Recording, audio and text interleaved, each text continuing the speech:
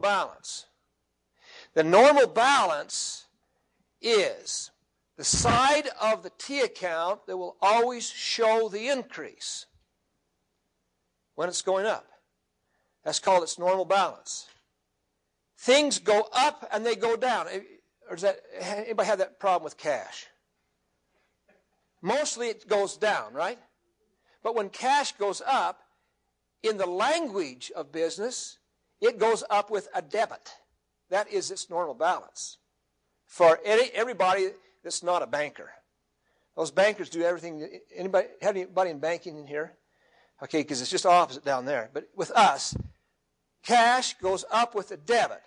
Now, if I tell you how it goes up, would your mind automatically figure out how it goes down?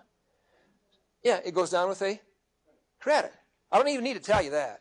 All I need to tell you what its normal balance is, and your mind will figure the rest out.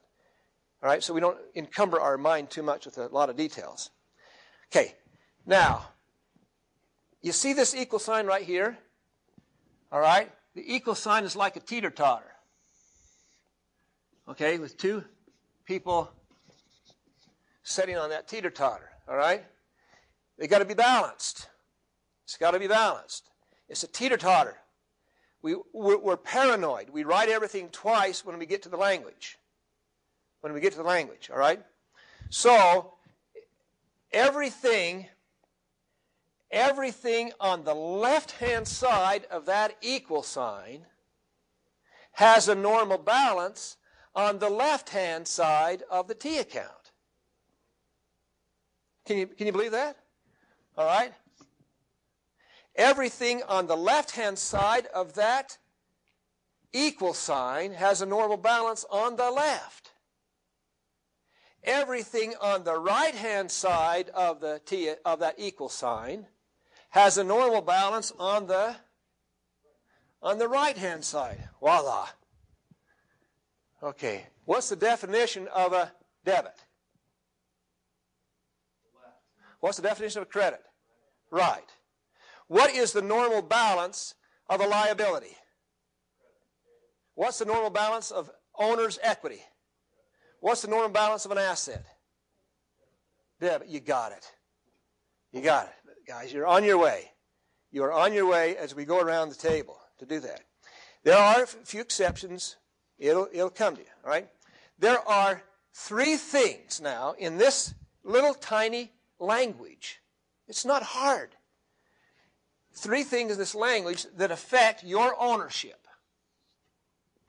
Three ways, guys.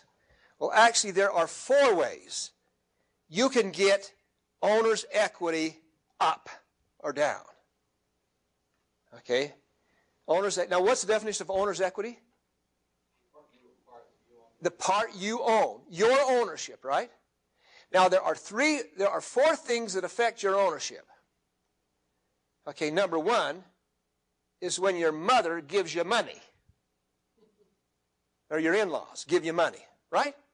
They just give it to you. That's called investment. Somebody gives you money and you invest it in the business. Okay, that's the I. Another way, and your mother taught you this, another way you get your owner's equity up is to get a job. Son, go get a job and earn some money. All right? And we call that revenue. R. We call that revenue, which is R in my little story here. R. Now, if, of course, investment is one thing, investment up here, but I won't, I'm going to leave, I'm just going to talk about the three. But when your mother, that doesn't happen often, your mother gives you money, all right? But R is revenue. When you have revenue, and revenue is that which you receive for the goods or services that you render. When you start hauling coal, people pay you, right? Now, it's better for you to feel the definition than it is for you to memorize it. You know what I mean? I don't want you to do a lot of memorizing in here. I want you to feel it. He says, I know what it is. I have a hard time putting words to it. It'll come to you. That'll come to you. Just feel it. It's revenue. That which you sell. So if I take a check from somebody after I haul their coal, that is revenue. Right? When I pick up when somebody comes to my show house and I charge them a ticket, that's concessions income. There's concessions income. There's a revenue. There's when I sell rollerblades, they give me money. That's called revenue. Now, there is in this, so revenue is going to, okay? We like that, don't we? It's going to increase our owner's equity. Now, I don't need to tell you this, but your mind can figure it out. What do you think the normal balance of revenue is going to be if it's a happy thought? It's got to be a credit, right? Yeah, because in the theory, the credit is over here, and if this is how OE increases, right? So this has got to be a credit over here if it increases OE. Right, so revenue is a credit. So whenever revenue comes in at the threshold, you got to credit it based upon this theory of the language. Now, there's two things. There's two things that are going to really dip into your owner's equity, guys. There's two things that really dip into it, and you know that. You've had that experience. One is called an expense. One is called an expense. Did you know that takes away from your owner's equity, guys? Did you know that when you spend money, you don't have as much money to play with? When you buy things? When you put gasoline into that truck? When you change the tires on the truck? When you pay for the insurance on that truck? Anything to do with that truck, it decreases your owner's equity because you write a check out, it leaves, the money leaves. So expenses are not a happy thought. So what do you think? What do you think the normal balance is going to be of an expense? Yeah, that is not a happy thing.